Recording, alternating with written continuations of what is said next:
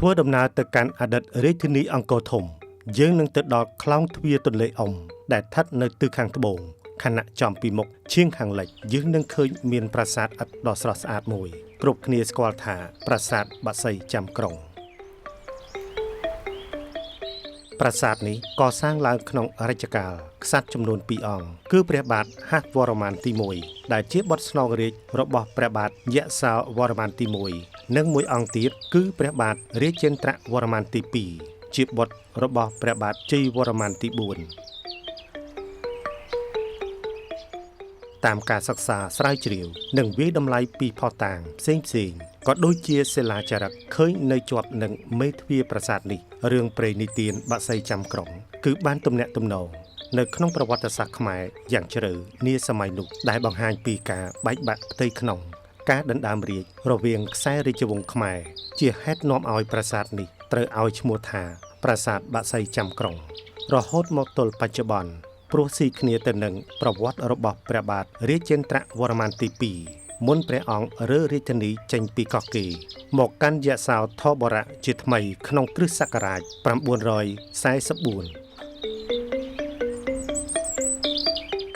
អ្នកទទួលខុសត្រូវម្នាក់ក្នុងគម្រោងជួសជុលអភិរក្សប្រាសាទបាសីចាំក្រុងនិងជាបុរាណវិទូ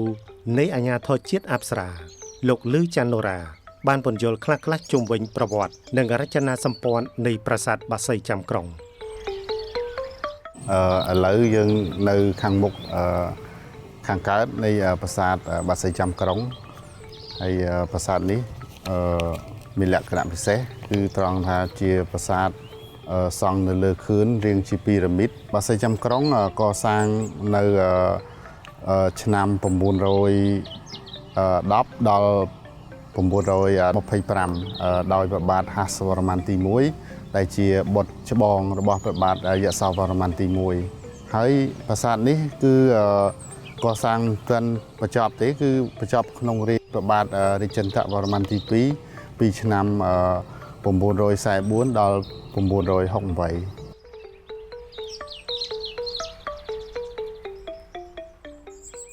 បាទតាមគំនូសប្លង់ស្ថាបត្យកម្មប្រាសាទនេះគឺមានតែតួហើយនឹងគឺតួឥ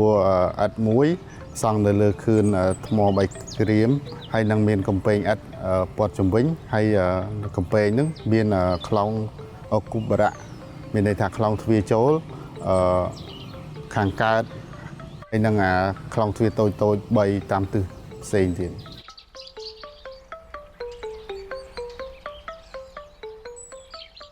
បើតាមឯកសារដែលខ្ញុំធ្លាប់មើលបាក់សី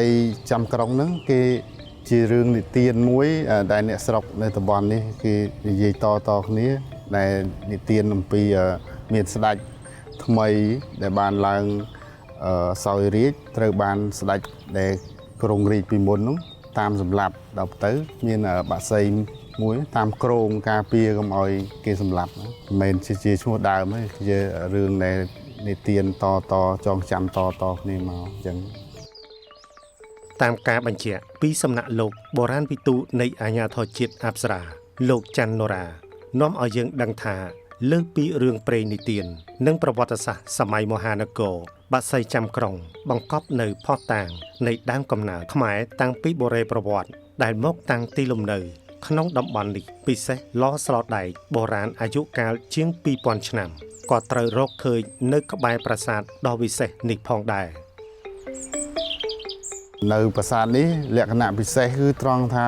មានសិលាចារឹកមួយដែលល្បីល្បាញដែលសេពីជាភាសាសំស្ក្រឹតដែលនិទានអំពីដើមកំណើតខ្មែរដែលកើតឡើងដែលកើតចេញពីអេសីកម្ពុជាដែលមានន័យថាអេសីនឹងកើតដោយស្វយភូកើតដោយឯងហើយបានភពប្រសពជាមួយនឹងទេពអសរមេរាបង្កើតជាកូនចៅខ្មែរតរៀងមក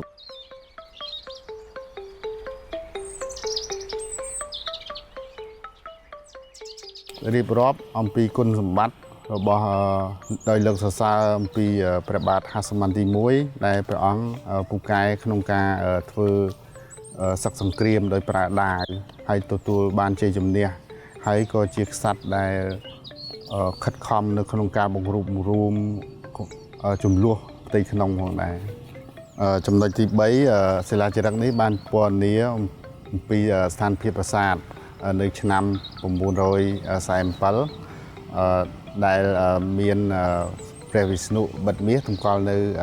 តួខាងក្នុងប្រាសាទព័ត៌មានអំពីវិស្ណុបិទមាសហ្នឹងគឺ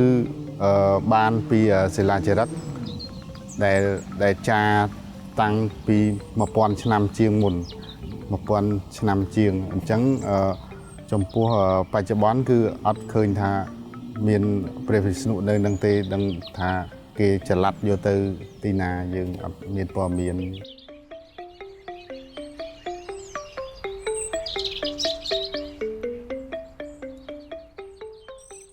1950បានកំណាយម្ដងហើយដោយលោក Henry Marshall ដោយសាលាបារាំងចុងបូព៌ាហើយនៅឆ្នាំ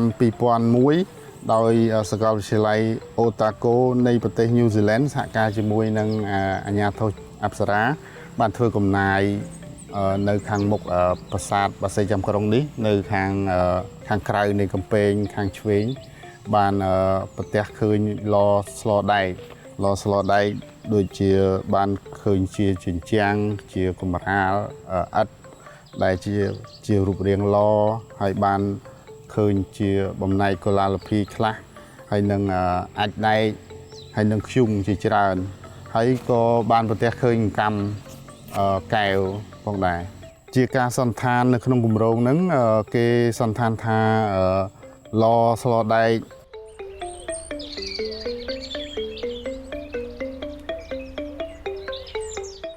គឺនៅសម័យយុគដែកហើយ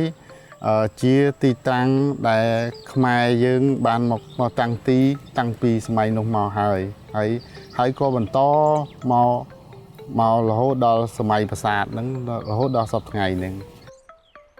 បើទោះជាមានអាយុកាលជាង1000ឆ្នាំទៅហើយក្តីប៉ុន្តែប្រាសាទបាក់សីចាំក្រុងនៅតែបង្ហាញភាពទាក់ទាញជាមួយរាងសាជីដែលហៅថាពីរ៉ាមីតខណៈជាច្រើនឆ្នាំមកនេះគឺតាំងពីសម័យបារាំងមកប្រាសាទនេះត្រូវបានជួសជុលអភិរក្សជាបន្តបន្ទាប់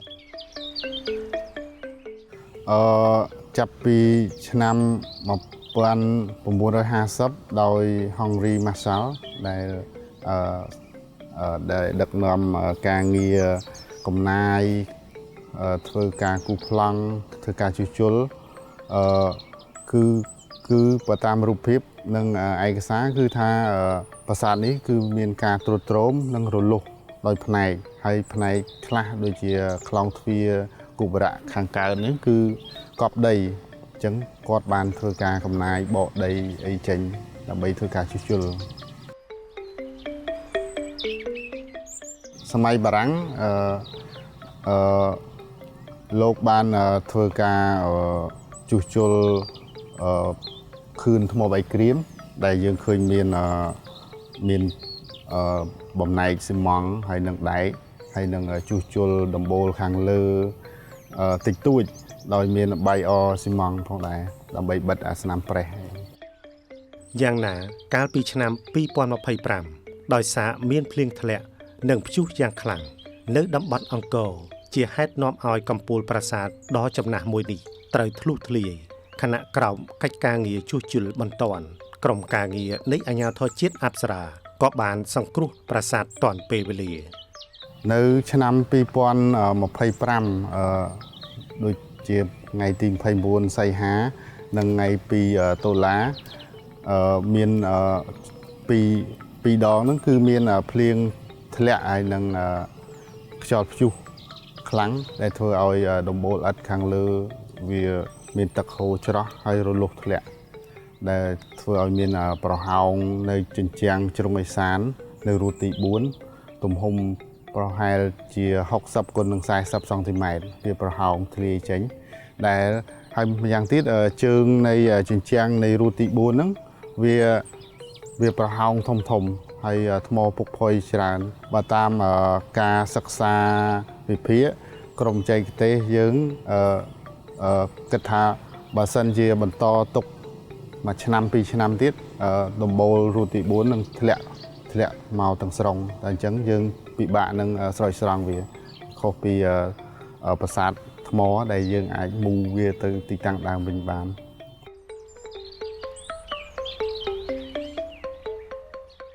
ស្ថានភាពប្រឈមបែបនេះថ្នាក់ដឹកនាំអាជ្ញាធរជាតិអប្សរាបានចាត់អ្នកជំនាញចែកទេសគ្រប់ជំនាញដើម្បីធ្វើការទល់ទ្រសង្គ្រោះបន្ទាន់ជាជំហានដំបូងហើយបន្ទាប់ទៀតបានធ្វើការពង្រឹងជួសជុលពង្រឹងដំបូលរូតទី4ហើយបានតម្លើងកំពូលថ្មភក់ឡើងវិញហើយនឹងជួសជុលចាប់ពីរូតទី1រហូតដល់រូតទី3ហើយនឹងបើតាមអនុសាសន៍ ICC យើងបានធ្វើការពង្រឹងបាយអបុរាណហើយនឹងជួសជុលផ្នែកមួយចំនួនទៀត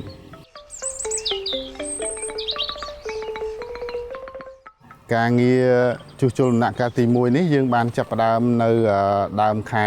តុលាឆ្នាំ2025ហើយបញ្ចប់នៅខែ5ឆ្នាំ2026ឡុងមុន ICC បច្ចុប្បន្នដោយស្ថិតក្នុងគម្រោងជួសជុលបន្ទាន់ប្រាសាទបាក់សីចាំក្រុងមិនអនុញ្ញាតឲ្យភ្ញៀវឡើងទៅទស្សនានៅខាងលើនៅឡើយទេប៉ុន្តែតាមការគ្រោងទុកអាជ្ញាធរជាតិអប្សរានឹងធ្វើចណ្ដាលឈើផ្ដល់ភាពងាយស្រួលដល់ភ្ញៀវទេសចរឡើងទៅលើប្រាសាទមុនបើកឲ្យទស្សនាឡើងវិញ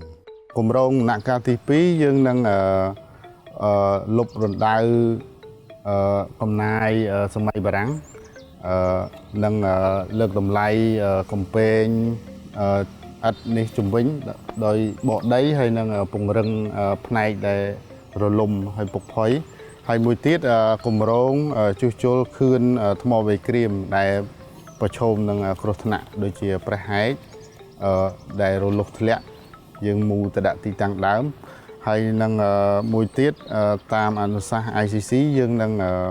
ធ្វើការសិក្សាអំពីលទ្ធភាពដើម្បីឲ្យភ្ញៀវអាចឡើងទស្សនាប្រាសាទនេះបានជាបណ្ដោះអាសន្នយើងបានផ្អាកការឡើងដើម្បី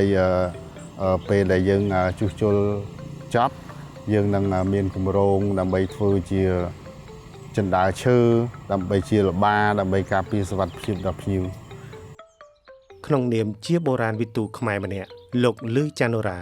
លើកទឹកចិត្តឲ្យភ្ញៀវទេសចរទាំងអស់ពិសេសភ្ញៀវទេសចរខ្មែរចូលមកទស្សនាប្រាសាទបាក់សីចាំក្រុងឲ្យបានច្រើនកកកដើម្បីសិក្សាស្វែងយល់ពីភាពអស្ចារ្យរបស់ប្រាសាទក៏ដូចជាប្រវត្តិសាស្ត្រដ៏រុងរឿងរបស់ខ្លួននាសម័យមហានគរផងដែរ